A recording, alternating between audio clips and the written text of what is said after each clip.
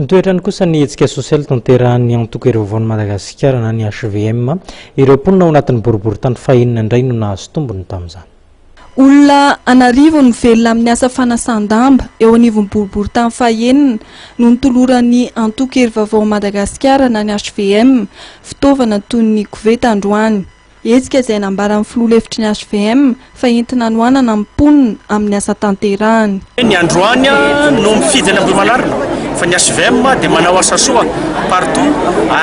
eran'izay toerana ahafahany manao an'izany satria ny HVM dia manona ny programan'ny président Hery Rajaonarimampianina, manona ny fanatanterahana ny programa. Ny filoha Hery Rajaonarimampianina dia mahafantatra fa ny vahoaka malagasy dia vahoaka tia miasa, vahoaka be ampo fa tsy ampy fitaovana eny ankabetsahany, tsy misy ny enti-manana dia tonga ny HVM mba mandray anjara amin'ny fanatanterahana an'izany programa zany,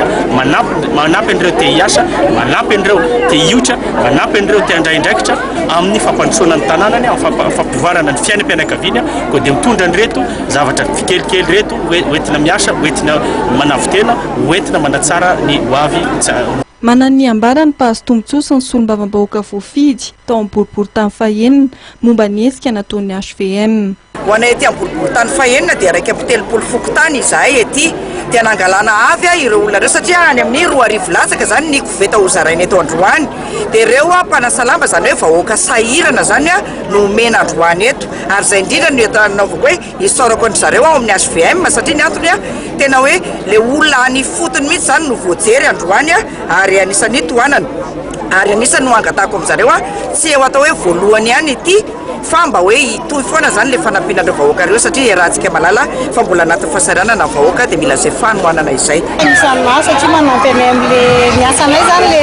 manasa lamba zany ny asanay dia mba manampy anay amin'le fanasanay lamba zany. Tsika izay mahavelona moa zao fa mba hoe mba mahavonjy ny fiainanao ohatry ny androany zany dia rahafizy koa dia ohatr'izay. Dia amin'izao moa zany efa le hitanao le efa crise zany dia mba mahazo alika anao dia mba sisy hoe sakafonao androany dia ohatr'izay kokoa rapitso hoe misy miantso ny patron anao dia ohatr'izay kokoa ny apitsony tokantrano anankitelo zao ny anasanay lamba dia ohatr'izay foana mba hoe mahavonjy ny fiainanao andavanandro fotsiny izany fa raha vola mipetraka aloha dia tsy misy e.